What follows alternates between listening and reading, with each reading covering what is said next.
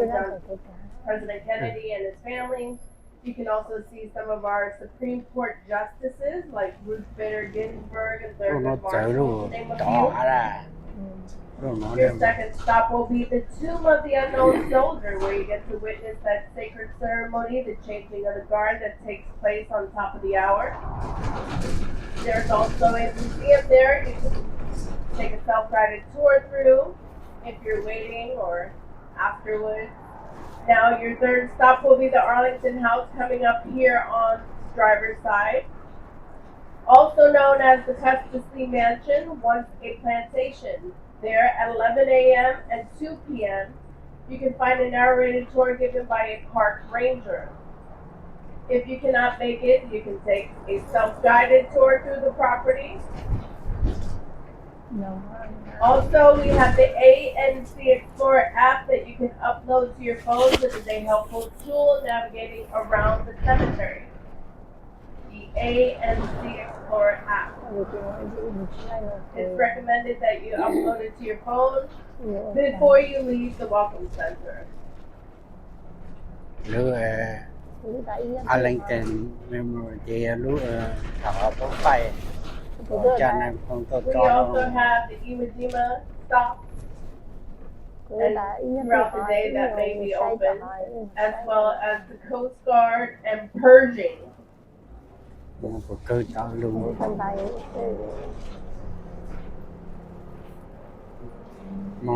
two statues coming into view are called the Art of War. One represents sacrifice and the other valor. The three metal structure, that is our Air Force Memorial, standing in bomb burst formation. There's our Air Force Memorial there. So back on the passenger side, we have the John F. Kennedy Performing Arts Center, where you can catch a free show every day on the Millennium Stage at 5:30 p.m. There are other shows going on as well. You can go online, see the lineup. They have a great rooftop restaurant. Also, the Watergate building is just next to it, the White Rounder building. We have our National Cathedral, final resting place of Woodrow Wilson, located in Georgetown, one of the oldest towns here in Washington, D.C. Now, straight ahead is our Military Women's Memorial. You can take a self-guided tour. Both there and the Welcome Center are open till 5 p.m. They have restrooms, gift shops, and water fountains. We are a 3-level arboretum. You will notice many varieties of trees, plants, and shrubs.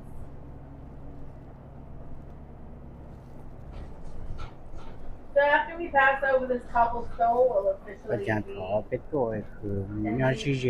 south side, Arlington, Virginia.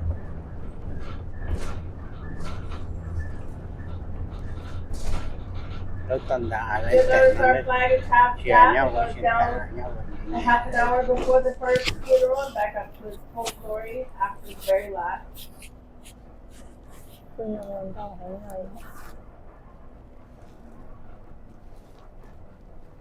We have 2 American presidents buried here, President Taft and of course President Kennedy. There's lots to see, so I highly recommend uploading that ANC Explorer app. We also have a complimentary graveside shuttle. If you have a loved one buried here with us, just ask one of our hosts and they'll be more than happy to assist you.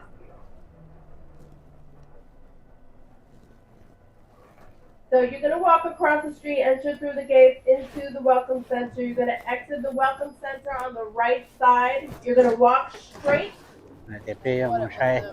Arlington National Cemetery. Oh, we don't know It was that. an add-on.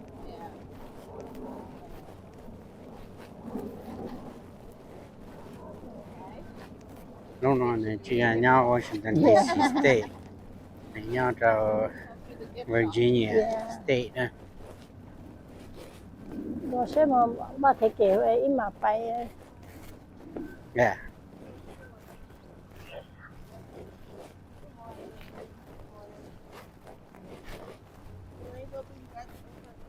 The building to your left is the host site for the Military Women's Memorials, one of the few across the country that does pay tribute to the service of women in our uniform component house with the northern end of the property.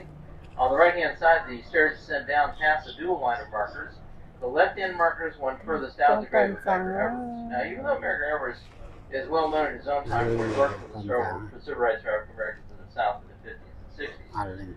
was indeed a veteran Arlington. of the Second World War, the Army Corps of Enlisted Corps. Cemetery, And the World War II Memorial Tree is planted right there at the head of the stairs, leading down to the marker. Nó là Now, making our Virginia. way up to the Kennedy gravesite, one of the very first things you're going to notice about the cemetery is that there are two distinct yet separate categories of markers which are utilized here. On your right-hand side at section 38, you have the standard marker, which is provided by the United States government and is provided free of charge to individual families through the Veterans Administration. The marker is 42 inches in length, 24 inches exposed to the ground, 13 inches of width, 4 inches of thickness, made of white marble. However, for many years, the cemetery maintained policy. Bây giờ Blind cứ families tốn have tận purchased their own marker if tại they so thoại chose. bố hiệu phai And so của here cho to your nó left không is ăn section bỏ 30, số United trôi States, the non-standard. bố chỉ cản And nữa within limits of volume and weight, families were able to control the presentation of marker to a certain extent. However, in 2016, the cemetery withdrew all authorization for chứ một bình non-standard xe nó markers, không so có tròn now, tông mandatorily, everyone must accept the standard marker. Now we're nó making không our có way to tròn the tông Kennedy khiến nhau gravesite. còn nó là Notice the hợp swap lý way người from ta here, descending down from Arlington House, Okay, not stairway 4. too. Crosses the roadway here on the left-hand side, goes down to Grover nhau Reed's mà Ranch, sao until the về grove rồi is next to Falcus, sao the sao final resting place of Robert Todd Lincoln. Yeah, the that's son not of the Abraham call. Lincoln, Mary Todd. Mr. Lincoln was the eldest of 4 brothers and the only one of the 4 Lincoln brothers to survive to adulthood. Also, here to your right, in Section 5, you'll have Supreme Court justices. You'll have former Chief Justices, such as Oliver Wendell Holmes, William N. Douglas, and Ruth Bader Ginsburg. You'll have former Associate Justices, Chief Justices, such as William Rehnquist. Behind the Weeks Memorial, second row back, second from the left block, marker the grave of Thurgood Marshall, the very first African American to be appointed to the bench of the Supreme Court. That was in 1967. Now, further on our right, as we pass by the plaza here, up there on the upper level where you probably see some folks standing, is the location of the grave of John Fitzgerald Kennedy with the eternal flame, and other members of the Kennedy family, including Mrs. Kennedy, 2 Kennedy children, 2 Kennedy brothers interred along the Kennedy Walk, and a memorial marker of the 4th Kennedy brother. So this is our first stop. This is the Kennedy gravesite stop. Quick reminder that the next change of guard is 41 minutes from now. That will be at noon. So stop number 1, Kennedy gravesite. Is everyone getting up here? Okay, folks, please be careful. Please pick a seat in the body of the vehicle. And as soon as everybody's seated, we'll be proceeding on to our next stop. Now, here on the right-hand side of the head and on the right, you'll have 2 gentlemen who graduated from the same training program during World War II. Now, the first one is Elwood Woody Thomas Driver with his photograph on the back of the marker, and 3 years later, Daniel Chappie James Jr. rồi sau này phong Both men tròn tông nó graduated thật from the Tuskegee chứ Airman program, which wound up training over 300 pilots for combat duty during World War II. Over here to our left is Sir John Dill. He is the first of 2 equestrian statues that we have here on the property of the cemetery. Now, unlike all the gentlemen downtown, he is not a Union general. He is a British Field Marshal appointed by Winston Churchill in April of 1941 to be the representative general staff here in Washington, D.C. And he would serve until his untimely death in November of 1944 and was interred here at the behest of his very good friend, General George Marshall, at the time was the Army Chief of Staff. Now, memorials will take several different forms as you go through the property of the cemetery. And over here, ahead and on your right, you'll have 4 vertical markers in a row. All 4 markers honoring chaplains who were lost in World War I, World War II, Korea, and Vietnam, that area known as Chaplain's Hill. Now we proceed through the intersection here, and if you look to your left, you'll see the lovely brownstone McClellan Gate, which is one of the 4 formal entrances built along the old Georgetown-Alexandria Pike following the Civil War to the official entrances into the cemetery property. Over here to our left, that single pine tree growing by itself, the large one, not the small one. Just to the right and just past that tree is the grave of Mike Strength. Now, Sergeant Strength was the platoon sergeant for the Marine Corps platoon that carried the 2nd flag up the side of Mount Suribachi during the battle for the island of Iwo Jima. He was also one of the verified 6 flag raisers for that day. We have another flag raiser here on the property of the cemetery, and that is Ira Hayes over in section 34. Over here to our left, third row in, you see one mark that says New Jersey on the back. That is the grave of John Basilone, the first Marine to receive the Medal of Honor during World War II. Over here to our right, you'll have Black Banner mark the third from the end of its row. Barbara Ellen Rainey. Now, Commander Rainey is an aviation pioneer. She's the first woman to train as and be designated as a military aviator. She was the first female naval aviator, first one to train in jet airframes, and the first one to record carrier deck trap landings. Over here to our left, or to our right, this memorial tree is dedicated to the spirit of a single naval unit. However, if you started that tree, walk straight up to Roosevelt Drive, you'd walk right past the grave of John Archer Lejeune. Commodore Lejeune, the Commodore of the Marine Corps prior to World War II, often referred to as the Marines' Marine, and for whom Camp Lejeune in North Carolina is named. Now we are approaching the convergence of 3 separate roads at a single point. As we cross the intersection here, on your right-hand side you'll have a marker. Now as we get closer to the marker, you'll notice that each of the sides is a listing of names. There are 250 names on that marker altogether. That's the number of lives lost when the USS Serpents, a Coast Guard ammunition ship, blew up off the coast of Guadalcanal Canal. An interesting aspect of the event was that 2 crew members were standing on the weather decks area of the ship on the outside. Both were blown off the ship into the water. Both would survive, but both would receive the Purple Heart. Over here to our right in section 34, the larger gray markers are also mass casualty markers. Such events as the crash of military aircraft and several crew members aboard, the loss of single military units such as ships sinking at sea. They always have multiple names on the front of the marker, may have mixture names below. Over here to our right, at the top of the hill, you have one marker that has a slanted front, kind of looks like a speaker's podium. And right next to it is the young tree, is the grave of William Jennings Bryan. Now, Bryan ran for president 3 times. He also was the volunteer colonel of a militia regiment from the state of Nebraska to fight in Cuba during the Spanish-American War. And also, he was the first Secretary of State to Woodrow Wilson. Now, coming up, we'll have one of the service memorials. On our left-hand side, you'll have the 3 spires of the Air Force Memorial. The spires are a symbology of the 3 core values of the Air Force: service, integrity, excellence. Also, they form the contrails of the Thunderbirds, the air demonstration team for the Air Force, as they're performing the final air maneuver, the bomb burst maneuver. The 3-plane formation there is the missing man formation. We have the Coast Guard Memorial on our right. We have Robert E. Perry in back and Matthew Hess in front on our left. Is everyone desiring to get up here at this stop? Clear? Clear. Exercise caution moving the vehicle. Our next stop will be Pershing Hill. The Coast Guard Memorial pays tribute to 2 Coast Guard cutters, the Tampa and the Seneca, who were lost to German submarines during World War I. The people often ask about the seagull. The seagull is the symbology of eternal vigilance over the seas. And on the opposite side, we have the grave of Commodore Robert E. Perry in back. Now, Perry was a senior naval officer in charge of the first successful expedition to reach the North Pole. That was in April of 1909. Now, the first expedition party member to physically arrive at the pole was the gentleman turned in front of him, and that is Matthew Henson. Now, over here to our right, look for a marker that has a row of 4 stars across the top, the name Morrell below it, and the CB symbol, because that is the grave of Admiral Ben Morrell. Admiral Morrell developed the Naval Mobile Construction Battalion program for the Navy at the beginning of World War II. He designed it to be complementary to the Marine Amphibious Doctrine. The Marines would establish the beachhead, the Seabees would go along right behind them and build all of the facilities needed for the port area. The Seabees, we build, we fight, can do was their motto. Now, on the right-hand side, over in the next hilltop over in section 34, on the northern end of the plateau, you'll see a single cedar tree.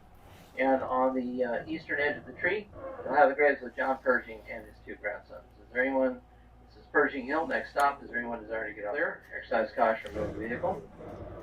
Our next stop will be for the Memorial Amphitheater. This is where the Tomb of the Unknown is located, and this is where the changing of the guard ceremony will take place. John Pershing was conferred the highest rank ever given to a military officer during their active career. After his return from Europe in 1919 and service with the American Expeditionary Force, by joint resolution of Congress, Pershing was conferred the rank of General of the Armies. Now, this was considered a 6-star general rank, and as I said, the highest rank ever conferred upon an officer during their active career. But this rank has been conferred only one other time in the history of our country, and that is in 1976, a bicentennial year, again by joint resolution of Congress. George Washington was conferred the rank of General of the Army posthumously, so that he and Pershing would hold equal rank. We have the entire crew of one of the Apollo missions here.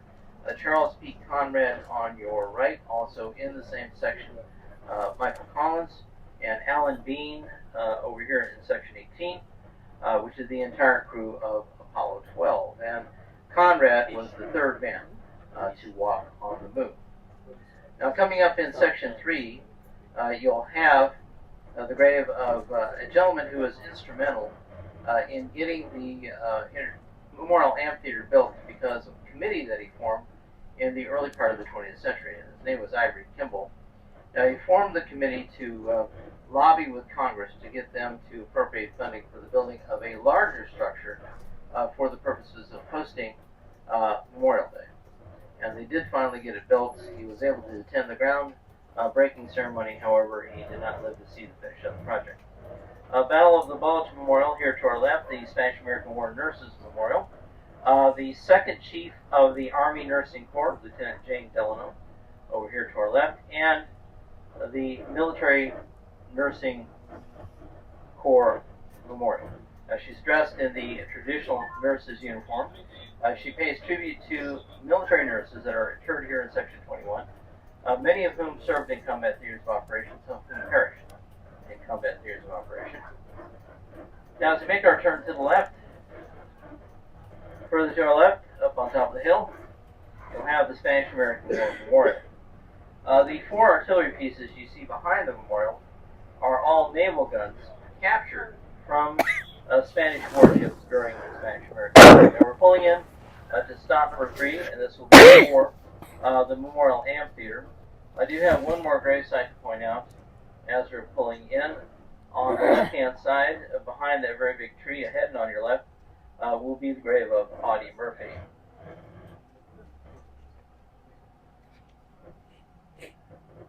Okay, now this is stop number 3. If you're going to go...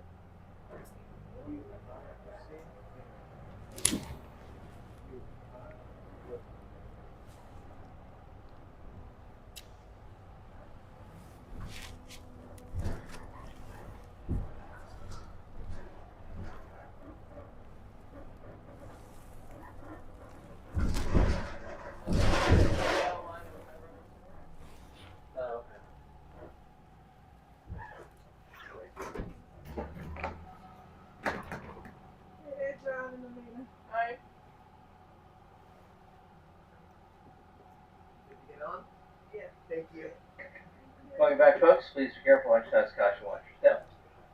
And as soon as you have everybody on board in a seat, or an example of that would be the cross with the sword crest on the front. This is referred to as the Canadian Cross of Sacrifice. During his first term as Prime Minister of Canada, Mackenzie King and other members of Parliament backed a plan to actually dedicate a series of memorials here in the United States, paying tribute to American citizens who served in Canada during World War I. Now, we actually have had Americans serve in Canada through 3 major conflicts: World War I, World War II, and Korea. Further to our left is the mast of the USS Maine. Maine exploding in Havana Harbor would precipitate the Spanish-American War.